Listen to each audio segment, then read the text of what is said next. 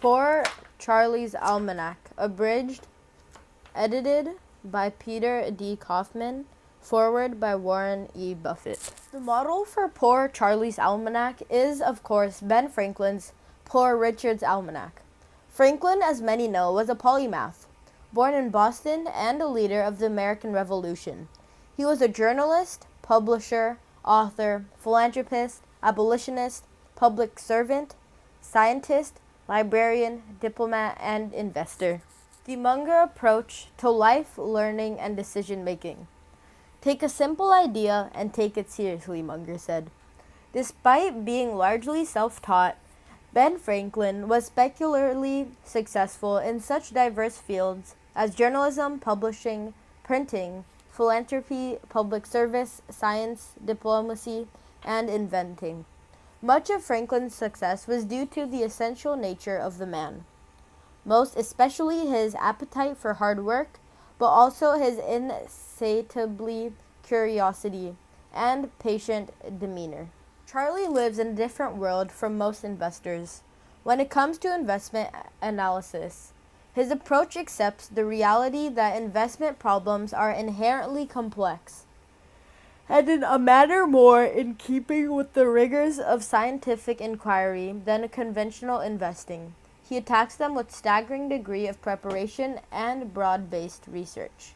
Charlie's big ideas from the big disciplines approach to investment evaluation is certainly unique in the business world. As its origin, not finding any existing approach adequate to the task, Charlie painstakingly created his own largely self-taught system. The self-taught statement is no exaggeration. He once said, "To this day, I have never taken any course anywhere in chemistry, economics, psychology, or business. And yet, these disciplines, especially psychology, from the foundation upon which his system is built." Munger, like Buffett, believes a successful investment career boils down to only a handful of decisions. So when Charlie likes a business, he makes a very large bet and typically holds the position for a long period. Another Benjamin Graham, not Franklin, played a significant role in forming Charlie's investing outlook. One of the most enduring concepts in Graham's The Intelligent Investor is Mr. Market.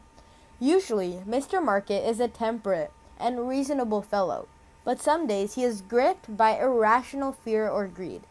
Graham cautioned the investor to carefully use his own unemotional judgment of value instead of relying on the often manic, depressive behavior of the financial market. Similarly, Charlie recognizes that even among the most competent and motivated of people, decisions are not always made on a purely rational basis. For this reason, he considers the psychological factors of human misjudgment some of the most important mental models that can be applied to an investment opportunity. Investment advice. One of the key elements to successful investing is having the right temperament. Most people are too fretful. They worry too much. Success means being very patient but aggressive when it's time. And the more hard lessons you can learn vicariously rather than through your own hard experience, the better. I think there's something to be said for developing the disposition to own stocks without fretting. But temperament alone won't do it. You need a lot of curiosity for a long, long time. If See's Candy, when we were buying it, had asked for $100,000 more, Buffett chimed in, $10,000 more?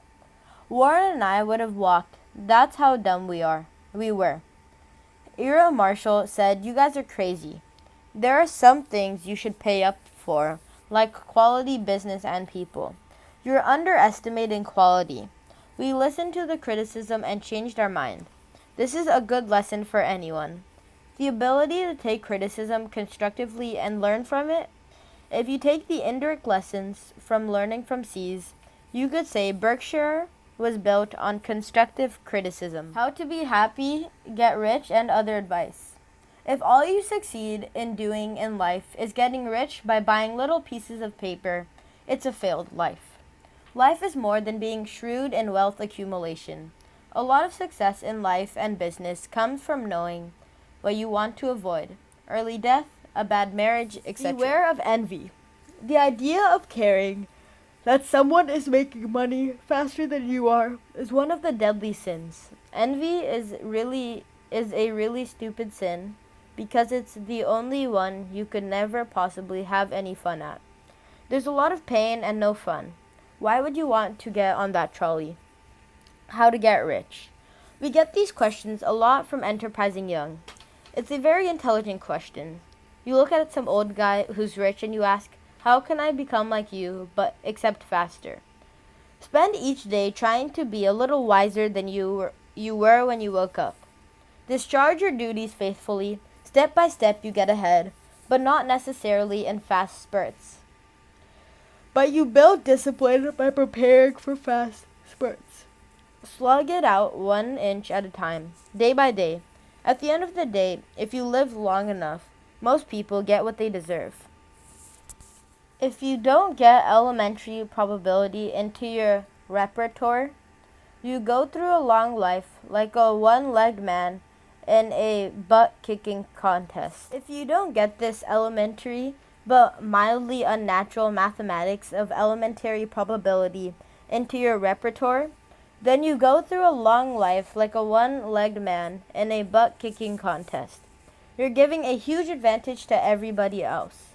One of the advantages of a fellow like Buffett, whom I worked with all these years, is that he automatically thinks in terms of decision trees and the elementary math of permutations and combinations. One little guy is trying to buy across 27 different merchandise categories, influenced by traveling salesmen. He's going to make a lot of dumb decisions. But if your buying is done in headquarters for a huge bunch of stores, you can get very bright people that know a lot about refrigerators and so forth to do the buying. The reverse is demonstrated by the little store where one guy is doing all the buying. It's like the old story about the little store with salt all over its walls. And a stranger comes in and says to the owner, "You must sell a lot of salt." And he replies, "No, I don't. But you should see the guy who sells me salt." Some edges can be acquired, and the game of life, to some extent, for most of us, is trying to be something like a good plumbing contractor in Bemidji. Very few of us are chosen to win the world's chess tournaments. You have to figure out what your own aptitudes are. If you play games where other people have the aptitudes, and you don't, you're going to lose. So one thing all those winning bettors in the whole history of people who've beaten the pari-mutuel system have is quite simple. They bet very seldom. The way to win is to work, and hope to have a few insights. So you can get very remarkable investment results if you think more like a winning pari-mutuel player. Just think of it as heavy odds against a game full of craziness with an occasional mispriced something or other. And you're probably not going to be smart enough to find thousands in a lifetime. And when you get a few, you really load up. It's just that simple. When Warren lectures at business schools, he says, "I could improve your ultimate financial welfare by giving you a ticket with only 20 slots in it so that you had 20 punches, representing all the investments that you got to make in a lifetime.